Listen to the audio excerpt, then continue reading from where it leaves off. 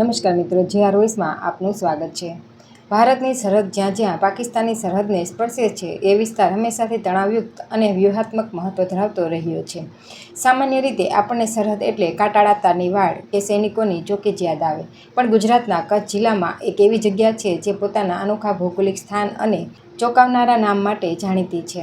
તાજેતરમાં કેન્દ્રીય ગૃહમંત્રી અમિત શાહે ભારત પાકિસ્તાન સરહદના સૌથી સંવેદનશીલ ગણાતા હરામી નાળા વિસ્તારની મુલાકાત લીધી હતી। ત્યારથી આ અજ્ઞાત અને દુર્ગમ જળમાર્ગ ફરી એકવાર દેશભરમાં ચર્ચાનું કેન્દ્ર બન્યો છે। તો ચાલો સમજીએ કે આખરે આ હરામી નાળો શું છે અને તેનું આવું નામ કેમ પડ્યું।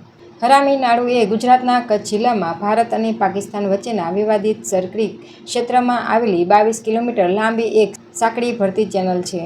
આ વિસ્તારમાં બંને દેશો વચ્ચે દરિયાઈ સરહદને લઈને વર્ષોથી વિવાદ ચાલી રહ્યો છે। ભૌગોલિક દ્રષ્ટિએ આ ચેનલ એક મોટી ખાડી નેટવર્કનો હિસ્સો છે।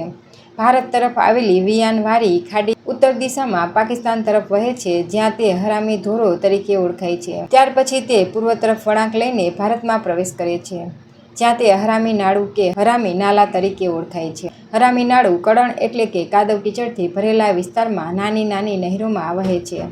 આ જળમાર્ગ એટલો સાંકડો છે કે કેટલાક ભાગોમાં તેની પહોળાઈ માંડ 1.5 કિલોમીટર જેટલી જ છે। આ સમગ્ર વિસ્તાર કાદવથી ભરેલો છે અને કિનારા પર મેંગ્રોવના જંગલો આવેલા છે, જેને લીધે તેની અંદર સફર કરવી મુશ્કેલ બને છે। હરામી શબ્દ સામાન્ય બોલવામાં એક અપશબ્દ ગણાય છે, પરંતુ આ જળમાર્ગના કિસ્સામાં આ નામ તેની ભૌગોલિક છેતરપિંડી અને વિશ્વાસઘાતી પ્રકૃતિને કારણે પડ્યું છે। આ ખાડીનો પ્રવાહ ખૂબ જ ભ્રામક છે।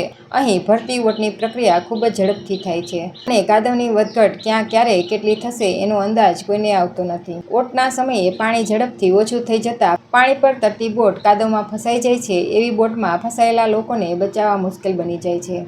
નાળાના આવા છેતરામણા સ્વભાવના કારણે સ્થાનિકો તેને હરામી કહેવા લાગ્યા। આ ઉપરાંત આ દુર્ગમ રસ્તાનો લાભ ઉઠાવીને ભૂતકાળમાં પાકિસ્તાની ઘૂસણખોરો અને દાણચોરો ભારતમાં પ્રવેશવાનો પ્રયાસ કરતા રહ્યા છે, જેથી સુરક્ષા એજન્સીઓની નજરમાં પણ તે બદમાશ ચેનલ સાબિત થઈ છે।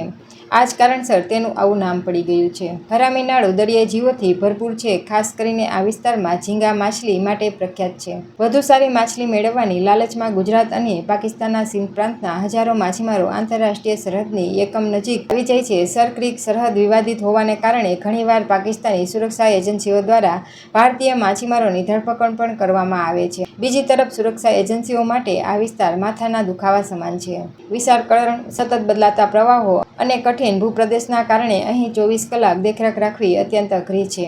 આ ભૌગોલિક નબળાઈનો ફાયદો ઉઠાવીને દેશ વિરોધી તત્વો ઘૂસણખોરી ન કરે તે માટે બોર્ડર સિક્યોરિટી ફોર્સ સખત જાપ્તો રાખે છે। 26 મેથી શરૂ થયેલા દેશવ્યાપી સરહદ સમીક્ષા પ્રવાસ હેઠળ ગૃહમંત્રી અમિત શાહે 29 મેના રોજ આ વિસ્તારની મુલાકાત લીધી હતી। ગુજરાતનો આ અનોખો વિસ્તાર વ્યૂહાત્મક મહત્વ ધરાવે છે, જેથી અહીં ખાસ પ્રકારના પ્રોજેક્ટે આકાર લીધો છે।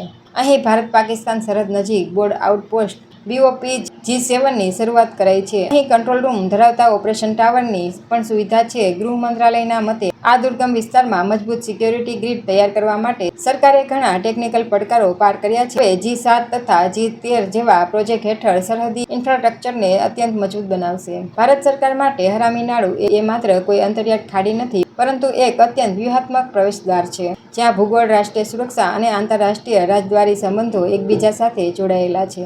દેશની પશ્ચિમ સરહદને અડીખમ રાખવા માટે આ છેતરામણા જળમાર્ગ પર લોખંડી નજર રાખવી અનિવાર્ય છે।